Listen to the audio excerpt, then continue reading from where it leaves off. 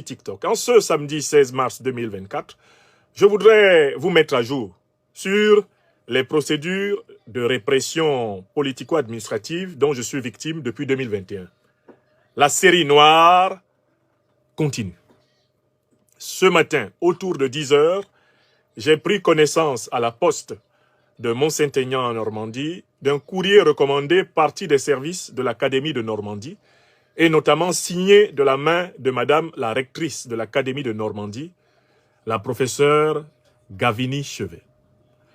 Ce courrier m'informe que je suis, une fois de plus, et je dois avouer une fois de trop, convoqué un conseil de discipline académique pour un motif incroyablement saugrenu.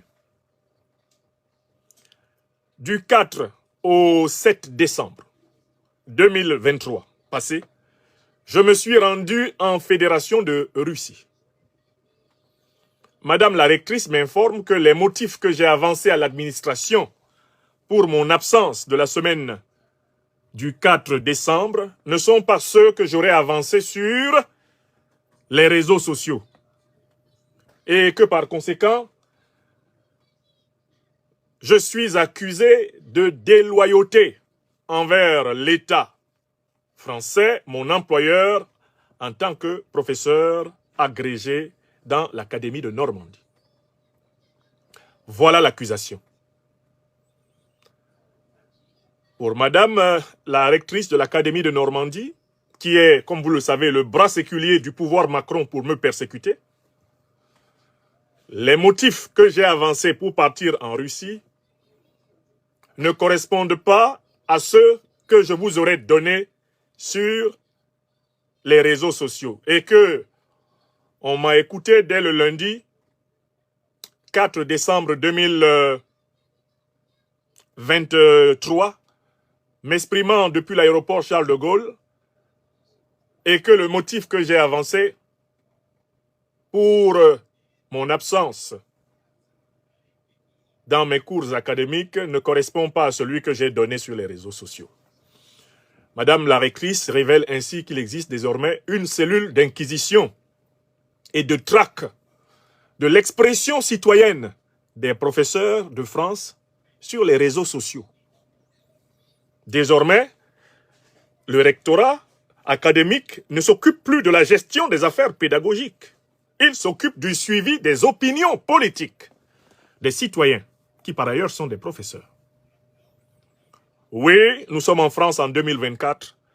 L'Inquisition, ressortie du Moyen-Âge, est de retour au sommet de la République française. Appelons un chat un chat. Et revenons sur l'accusation. D'abord, je voudrais vous dire que le collectif d'avocats dirigé par Maître Ndjifutawo Woshawo Aboubekr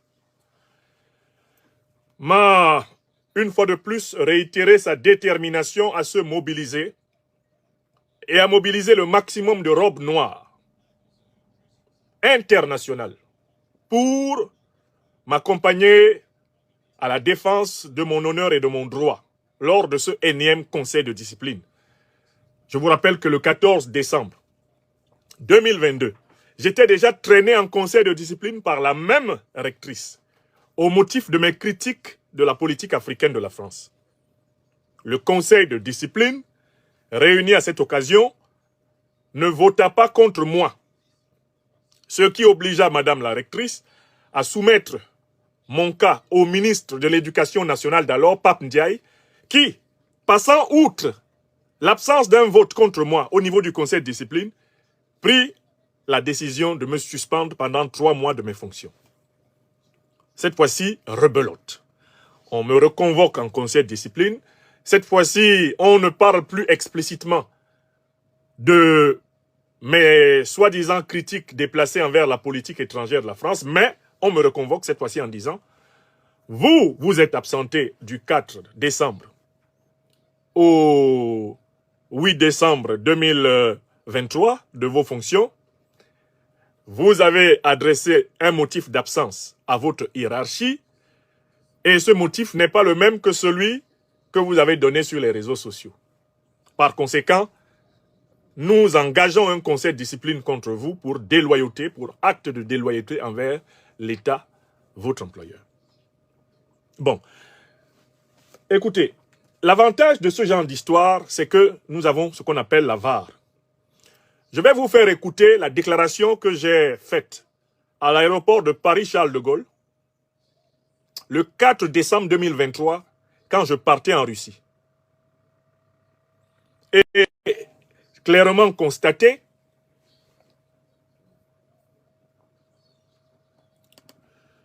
à l'occasion de cette déclaration, vous pourrez clairement constater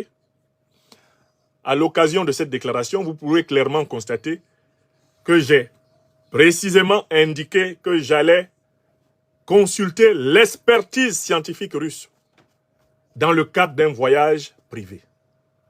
J'allais consulter l'expertise scientifique russe pour ma santé. Je ne l'ai pas dit une fois, je l'ai dit au moins 3 fois. Et même quand j'étais en Fédération de Russie à Moscou, lorsque j'ai été faire mes examens médicaux au sortir et en marchant à pied pour entrer à l'hôtel Marriott où je résidais à Moscou, j'ai refait un direct pour dire que j'avais bénéficié de la meilleure expertise médicale possible pour les problèmes de santé que j'avais soumis aux scientifiques russes, aux médecins russes, aux spécialistes russes, et que mon voyage se déroulait bien. Donc, en fait, même sur les réseaux sociaux, j'ai bien précisé que j'avais obtenu un visa humanitaire et scientifique. Grâce à mes collègues, les scientifiques russes, j'ai pu bénéficier du meilleur check-up médical que j'ai jamais eu sur cette terre, depuis que je suis sur la terre. Je n'ai jamais eu un check-up médical aussi complet que celui dont j'ai bénéficié lors de cette semaine-là en Russie. Et c'est pour cela que j'étais allé. Je l'ai non seulement dit, mais ensuite je l'ai fait. Et au moment où je vous parle, j'ai toutes les preuves que mon déplacement pour but humanitaire, 1, il est précisé dans le visa. De 2, j'ai l'adresse, j'ai les résultats des examens que j'ai subis. De 3, quand je suis revenu en France, mon médecin personnel a attesté de la légitimité de mon absence en délivrant l'arrêt officiel de travail sur toute la semaine. Ce que font tous les fonctionnaires quand ils s'absentent pour des raisons personnelles, des raisons médicales. J'ai rempli toutes les rubriques de la justification légale. D'accord? Mais je voudrais juste vous refaire écouter ce que j'ai dit sur les réseaux sociaux à cette occasion. Et quand je l'avais dit à cette occasion, c'est bien parce que je savais qu'on essaierait, pour des raisons politiques, de me nuire parce que j'allais en Russie. Voici ce que j'avais dit. J'ai retrouvé toutes les vidéos de ce mois de décembre. Je vous fais écouter simplement quelques extraits. Je prends une première vidéo. C'est celle-ci. Là, je suis à l'aéroport Charles de Gaulle. À l'aéroport Charles de Gaulle, en me préparant le 4 décembre à prendre l'avion qui me conduisait à Moscou, après avoir bien sûr subi les investigations inquisitrices de la police des aéroports, comme d'habitude, voici ce que j'ai dit. Bonjour à toutes et à tous. Attendez, je vais... Je me rends ce Voilà. lundi 4... Je reprends cette petite vidéo de 3 minutes. Voilà. Ça, c'était le 4 décembre à Moscou. Je me rends ce lundi 4 décembre 2023 en Fédération de Russie à Moscou dans le cadre d'un déplacement humanitaire privé. Déplacement humanitaire privé. Aussi, pour prendre quelques contacts scientifiques et culturels utiles pour l'Institut de l'Afrique des Libertés. Je voulais vous en informer parce que je sais que où que vous soyez à travers le monde, vos pensées positives, vos prières et vos engagements respectifs m'accompagneront avec la grâce de nos ancêtres angélisés et du Tout-Puissant être des êtres. À l'occasion de ce voyage, je découvrirai pour la première fois la terre de Dostoïevski, de Gogol et de Vladimir Poutine. Et je m'efforcerai de vous en ramener plusieurs nouvelles. Et des nouvelles que j'espère très bonnes pour chacune et chacun d'entre vous. Et très bonnes pour l'Afrique des libertés. Voilà. À plus tard pour d'autres nouvelles. Voilà. Donc, ça, c'est ce que j'ai dit le 4 décembre au matin, avant d'embarquer pour Moscou. J'ai bien précisé que j'allais dans le cadre d'un voyage privé, à titre humanitaire. Et je tiens à vous rappeler que j'ai obtenu pour cela un visa qui précise que c'est pour cela que je vais. Un voyage humanitaire et scientifique. Humanitaire parce que, après les vaccins Covid que j'ai dû accepter, parce que cela me permettait de voyager à une période assez compliquée dans le monde, j'ai noté que mon état de santé s'était détérioré. Et je n'ai pas pu trouver ici en France des explications suffisantes. Grâce à mes amis scientifiques russes, il m'a été organisé un voyage humanitaire pour bénéficier de l'expertise des laboratoires russes et savoir exactement quel a pu être l'impact des vaccins que j'ai subis sur ma santé. Je suis allé d'abord pour ça. Et cela, je l'ai dit. Je tiens à vous dire que la veille, c'est-à-dire le 3 décembre, j'ai écrit à l'administration académique pour dire que je serais absent parce que je m'en vais subir des examens de santé hors de la Normandie. J'ai été très précis. Donc, à partir du moment où, 1, je préviens l'administration que je suis absent parce que je vais subir les examens de santé. 2, lorsque je m'exprime publiquement, je dis que je me déplace pour des raisons privées et humanitaires. 3, quand je vais en Fédération de Russie, je subis en effet, grâce à la médiation de mes amis, les scientifiques russes, qui ont beaucoup de considération pour moi, je bénéficie des meilleurs examens de laboratoire que j'ai jamais faits et des conseils précis de médecins spécialisés sur le suivi de ma santé. À cette occasion, je discute avec quelques scientifiques de l'Institut des études africaines de Moscou et du Gorchakov Fund. Je discute avec eux. Et je rentre en France. Quand je rentre en France, je vais voir mon médecin personnel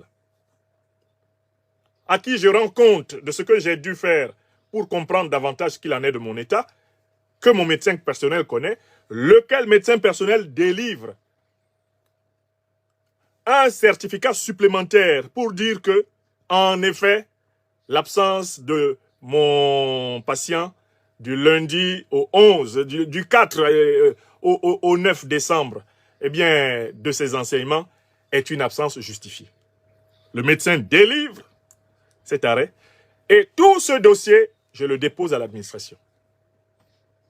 Malgré cela, 3 mois plus tard, cherchant des poux dans ma calvitie, littéralement, Madame la rectrice de l'Académie de Normandie estime que j'aurais été déloyal envers l'administration, envers l'État.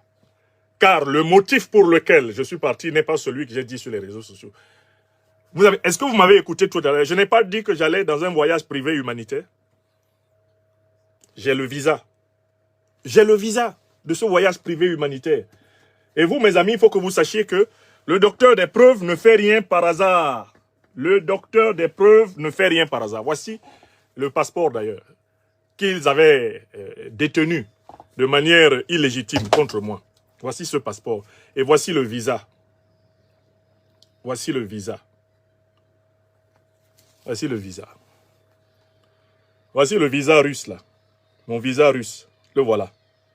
D'accord? Et il est marqué visa humanitaire et scientifique. Visa humanitaire et scientifique.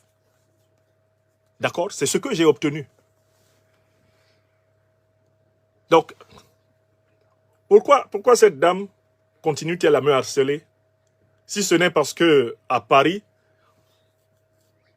ils ont été chargés de trouver par tous les moyens contre les panafricanistes des moyens de nous persécuter pour rien. Pourquoi est-ce qu'elle me harcèle? J'ai toujours assuré mes fonctions académiques de manière scrupuleuse. Mon enseignement n'a jamais été mis en cause par qui que ce soit sur cette terre des hommes. On ne m'attaque jamais sur la qualité de mon enseignement.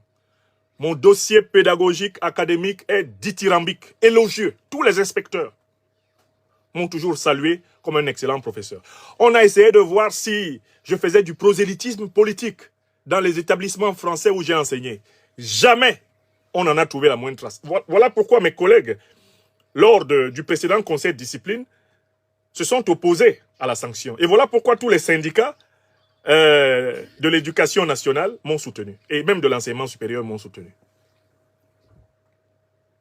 Là, on rebelote, parce qu'on est dans un contexte où, si vous avez salué un Russe, vous êtes supposé être le diable en France. Si vous avez été en Russie, c'est un crime.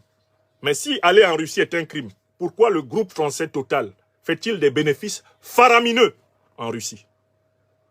Total est un groupe parapublic, c'est une multinationale parapublique française.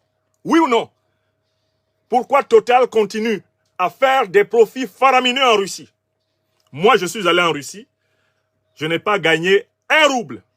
Je ne suis pas allé en Russie gagner de l'argent. Je suis allé en Russie pour un voyage humanitaire privé, en fait, bénéficier de l'expertise médicale russe. Et je suis allé en Russie et échanger avec quelques collègues. D'ailleurs, les collègues qui m'ont permis d'obtenir cet examen dans cette clinique spécialisée. Ce sont eux qui sont professeurs à l'Institut des études africaines de Moscou. Ce sont eux qui ont facilité mon voyage, mon séjour. Et je suis revenu au bout de 3 jours, même pas 3 jours, 3 jours et demi en Russie. Oui, 3 jours, je suis revenu en France. Ce que j'ai dit que j'allais faire, c'est ce que j'ai fait. Pendant que j'y étais, j'ai dit que je le faisais. Et quand j'en suis revenu, j'ai dit que je l'avais fait. J'ai régulièrement dit à mes amis, je m'en vais bénéficier de l'expertise médicale, l'expertise scientifique russe. J'en ai besoin. Et je suis très heureux d'avoir fait ce voyage. Mais écoutez, dans l'avion qui me menait à Moscou, il y avait beaucoup de Français. Il y avait beaucoup de Français blancs. Et il n'y a pas de procédure contre eux. Les administrateurs de Total, qui gagnent des milliards en Russie, il n'y a pas de procédure contre eux. Nicolas Sarkozy, qui a gagné des millions de dollars en Russie, il n'y a pas de procès contre lui. L'ancien Premier ministre François Fillon, qui a gagné des millions en Russie, il n'y a pas de procès contre lui. Moi, je n'ai pas gagné un rouble. La Russie ne m'a pas payé un rouble. C'est contre moi qu'on lance la machine administrative. Je ne l'accepterai pas.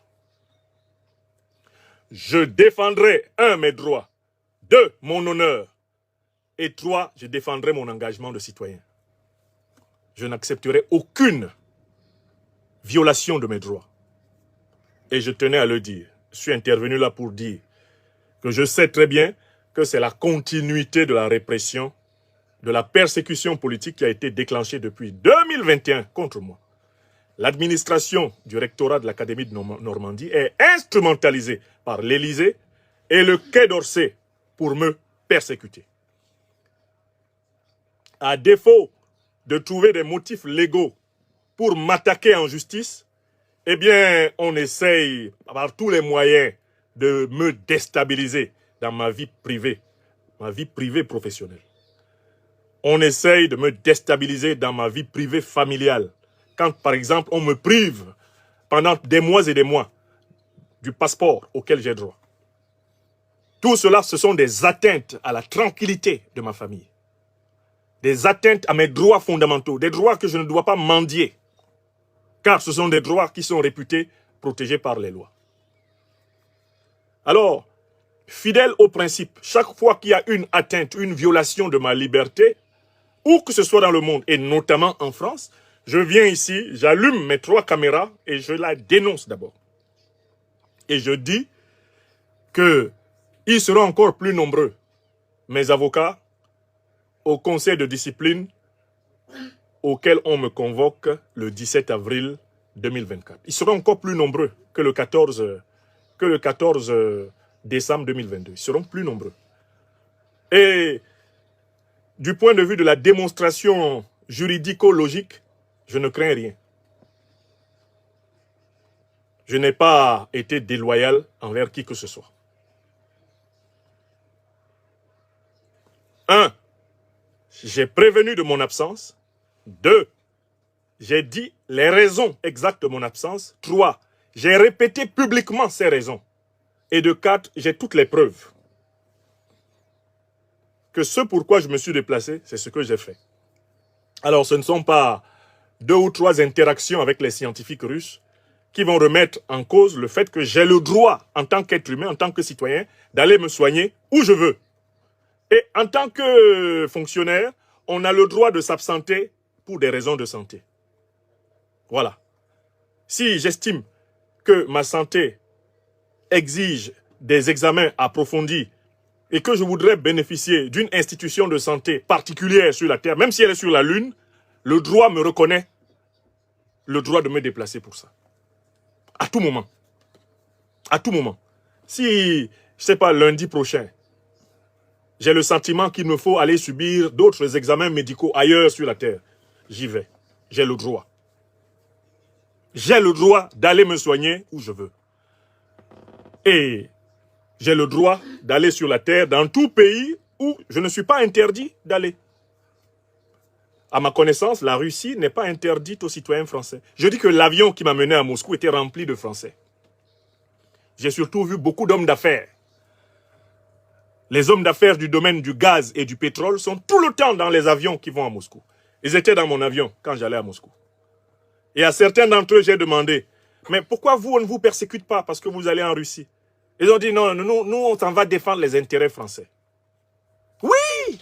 Dans l'avion qui me menait à Moscou, un homme d'affaires d'État français m'a dit que eux, on ne les persécute pas parce qu'ils s'en vont défendre les intérêts français. Et je lui ai dit, ah bon? Mais le discours officiel du gouvernement, c'est de dire que la Russie est notre ennemi. La Russie est l'ennemi de la France. Quel intérêt la France a encore en Russie puisque la Russie est son ennemi? Ils m'ont vraiment beaucoup fait rigoler dans l'avion. J'étais assis avec eux et je leur dis, mais vous vous rendez compte de la contradiction flagrante qu'il y a entre le discours de nos gouvernants et la pratique réelle? Nous, citoyens lambda, qui nous rendons en Russie et qui par ailleurs avons des positions critiques envers la politique africaine de la France, on nous traite comme des traîtres, des renégats. Hein? Voilà, on parle maintenant de déloyauté. Déloyauté à quoi? Je me suis engagé à quoi? En devenant enseignant en France, j'ai dit que je n'avais pas le droit d'aller en Russie. En devenant enseignant, j'ai signé un contrat qui disait que je n'ai pas le droit d'aller me soigner où je veux. Est-ce que ça fait partie du contrat? Quand vous êtes enseignant ici, vous n'avez pas le droit d'aller vous soigner où vous voulez. Vous n'avez pas le droit d'être absent pour des raisons humanitaires. Vous n'avez pas le droit d'être absent pour des raisons personnelles. Ce droit n'existe plus. Ou alors il n'existe pas quand on est noir, quand on est africain, qu'en plus, on a une voix qui compte dans la dénonciation du néocolonialisme français et de l'impérialisme occidental. Vraiment, dans cet avion qui me menait à Moscou, je les ai effarés, je les ai étonnés.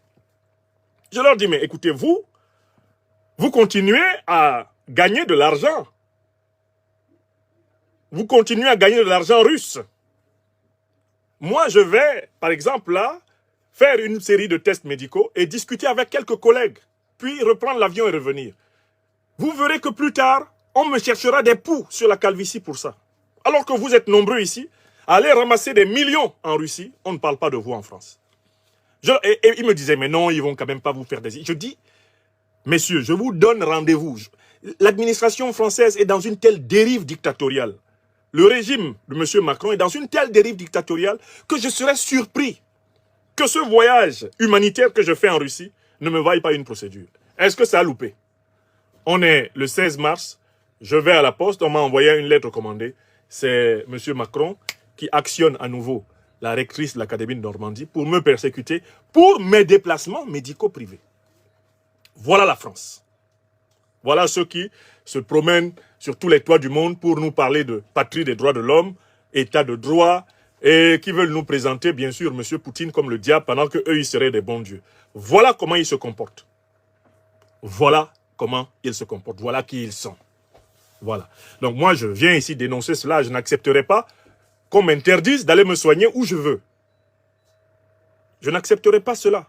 Je n'ai pas signé un contrat avec quelqu'un qui m'interdise d'aller bénéficier en plus de l'une des médecines les plus expertes qui est au monde, la médecine russe. Et je peux vous dire que la semaine du 4 au 7 décembre, vraiment, jamais on ne m'a aussi bien décrit l'état et l'évolution de mon corps que ne l'ont fait les scientifiques russes qui ont travaillé sur mes résultats de laboratoire. Et je tiens à les en remercier. Je tiens à remercier mes amis, les scientifiques de l'Institut des études africaines de Moscou, qui m'ont organisé ce voyage humanitaire. Je les remercie infiniment. Ce voyage m'a été bénéfique. Et j'applique depuis lors les recommandations pertinentes des médecins, de mes médecins russes. Des recommandations appropriées. Et je me sens bien mieux en appliquant leurs recommandations depuis lors. Et avec l'encadrement de mon médecin personnel que je remercie ici en France. Car c'est aussi un médecin extrêmement compétent. Donc, j'irai sereinement devant le conseil de discipline avec les meilleurs avocats que je puisse avoir et je me défendrai crânement.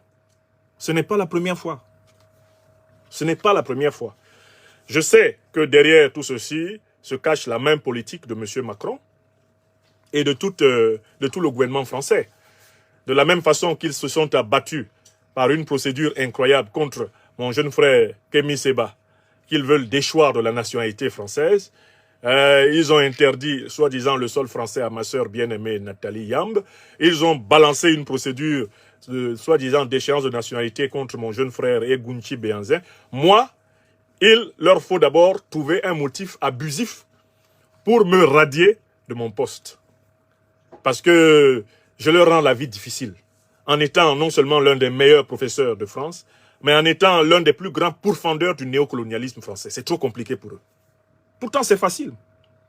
Moi, je suis un bon garçon. Hein. Je fais de mal à personne, mais il ne faut pas me marcher sur les pieds. Il ne faut pas marcher sur ma dignité. Il ne faut pas marcher sur ma conscience. C'est tout. Ça fait bientôt 24 ans que j'ai formé. Même si ma carrière d'enseignant français devait s'arrêter. Ça fait 24 ans que j'ai formé. 24 promotions d'élèves et d'étudiants que j'ai formés en France. Vous pouvez effacer ça? Avant cela, j'ai formé 5 promotions d'élèves et d'étudiants en Afrique. Car ma carrière commence à 21 ans. À 21 ans, au Cameroun, mon pays natal, où j'ai enseigné 2 ans. Elle se poursuit pendant 5 ans en Côte d'Ivoire.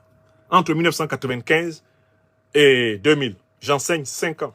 Ça fait déjà 7 promotions d'élèves et d'étudiants. En France, elle commence en 2000. Nous sommes en 2024. Ça fait 24 plus 7. Ça fait combien? Ça fait combien? 24 plus 7. Ça fait 31 ans que j'ai tenu la craie. Avec succès. Sur tous les continents. Vous ne pouvez pas enlever ça. Vous pouvez utiliser le bras armé de l'administration en période de dérive dictatoriale en France contre moi, mais j'aurai l'histoire pour moi. Historiquement, nous gagnerons. Historiquement, nous vaincrons. Et politiquement, sur le long et profond terme, l'Afrique des libertés remportera le combat contre le néocolonialisme français. Écrivez ça. Écrivez.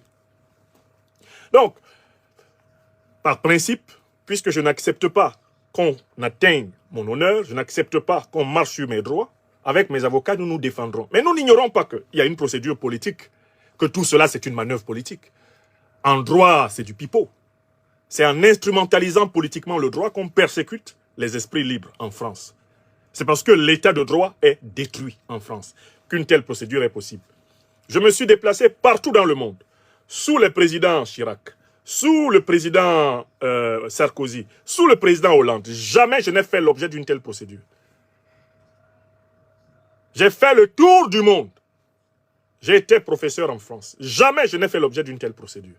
Il a fallu que M. Macron et sa conception particulière des libertés individuelles des citoyens français arrivent au pouvoir pour que ça commence. Donc, je le dénonce comme tel. Je sais que c'est lui qui est derrière la procédure. Madame la rectrice de l'Académie de Normandie est juste le bras armé d'Emmanuel Macron, président de la République, contre moi. C'est ce que je dis, parce que c'est vrai. Quand c'est vrai, c'est vrai. Écrivez ça. Donc avec mes avocats, nous irons nous défendre. Le pouvoir passe. Les régimes passent. L'histoire avec H reste. Il ne sera pas dit qu'on m'accusait faussement et que je rasais les murs en France. Il ne sera pas dit qu'on me convoquait pour n'importe quoi et que je tremblais. Non. Je le révèle d'abord et j'affronte la convocation. Et quelle que soit la décision que vous prenez, tant qu'il y aura un recours de droit, je vais l'exercer. Vous savez, dans l'affaire précédente, nous avons porté plainte au fond du dossier. Le juge administratif de Rouen n'a toujours pas convoqué l'affaire au fond du dossier. Il est assis sur la plainte que nous avons portée, alors que des affaires qui sont venues 6 mois après notre plainte ont déjà été jugées. Il ne veut pas juger l'affaire qui m'oppose depuis maintenant 1 an, au fond, avec l'administration française, avec l'État français. Et comme il y a un délai légal de 3 ans, m'ont rappelé mes avocats, pour que l'affaire soit jugée, ils font traîner à volonté. Mais ce qu'ils ne savent pas, c'est que moi, je fais partie de ces citoyens extrêmement disciplinés et patients. Quand j'engage une procédure judiciaire, je vais jusqu'au bout. Je ne m'arrête pas en chemin. Les Africains m'appellent chef signé. Je ne laisse pas. Monsieur Macron est président jusqu'en 2027, dans le meilleur des cas. Il partira. Et nous nous retrouverons comme citoyens, comme exactement M. Sarkozy aujourd'hui se retrouve comme citoyen devant la barre, même s'il est encore protégé par des prérogatives indues d'anciens présidents. Sarkozy a quand même reçu le bracelet électronique. Sarkozy a quand même reçu des condamnations fermes de prison. Donc, je dis au président Macron, vous êtes en toute puissance maintenant. Vous êtes le président de la République. Vous pouvez instrumentaliser l'administration pour persécuter les esprits libres. Un jour, monsieur Macron, vous ne serez plus président de la République. Et vous ne pourrez plus persécuter qui que ce soit en France. C'est vous qui serez poursuivi pour toutes les violations de la loi. Demandez à monsieur Sarkozy. Il fut un temps où il était tout puissant ici en France. On ne pouvait pas broncher. Mais même lui, il n'a pas fait ce que vous faites. Le président Sarkozy n'est même pas allé jusqu'à ce que vous nous faites aujourd'hui en France. Un jour viendra où, à votre tour, vous allez goûter à cette justice que vous instrumentalisez, lorsque vous n'aurez plus le bras de l'État. Et vous vous souviendrez de moi. Quand je le disais à M. Pape Ndiaye, on vous utilise, M. Pape Ndiaye, contre moi, alors que les idées que je défends sont exactement celles que vous défendiez quand vous étiez, eh bien, un intellectuel libre. Mais, après vous avoir utilisé Pape Ndiaye, vous serez viré comme un malpropre et oublié. M. Pape Ndiaye a été viré de son poste de ministre de l'Éducation nationale et on n'en parle plus. On n'en parle plus. Je le lui avais dit. Avant cela, sachant que le ministère des Affaires étrangères, notamment M. Le Drian, était à la manœuvre contre moi, sous la poussée d'Alassane Draman Ouattara, le satrape reptilien venu de Sendou pour troubler la paix des Ivoiriens, et en renier notre belle terre burkinabé de Sendou pour troubler toute l'Afrique. J'avais dit à M. Le Drian, Monsieur Le Drian, vous quitterez le ministère des Affaires étrangères, vous serez, un de ces jours, bientôt, un Français lambda qui se faufile dans les rues de Paris. Depuis qu'il a quitté le ministère des Affaires étrangères, il gronde qui, M. Le Drian? C'est terminé. Et ils descendront tous du pinacle du pouvoir. Le peuple français restera. L'histoire de la relation franco-africaine se poursuivra et les révolutions nécessaires auront lieu. Et il sera dit que nous avons été de dignes citoyens africains et français. Nous, Franklin Nyamsi Cameroun. Parce que nous avons servi en toutes circonstances ce qui est vrai et ce qui est juste. C'est ce qui sera dit. Et il ne sera pas dit la même chose de M. Macron et de son administration. Voilà. Et c'est ce qui est important pour moi. Donc voilà, mes chers amis, je tenais à vous informer collectivement de cette nouvelle évolution de la situation, de ma situation en France, de cette nouvelle persécution qui me tombe dessus. Une persécution littéralement tirée sur les cheveux. Un montage. C'est-à-dire que, en fait, moi, je suis surveillé à la loupe. Je pense que si j'avais volé une banane dans un supermarché, on rétablirait la peine de mort spécialement pour moi. J'ai l'impression que c'est ça maintenant en France. Mais puisque le monde existe et que l'histoire est là et que nous pouvons nous exprimer et faire connaître. Mais allons-y à la bataille du droit, de la justice et de l'histoire. Allons-y, il n'y a pas de problème. Voilà mes chers amis. Merci à celles et ceux qui, à travers le monde, continuent à nous apporter leur soutien.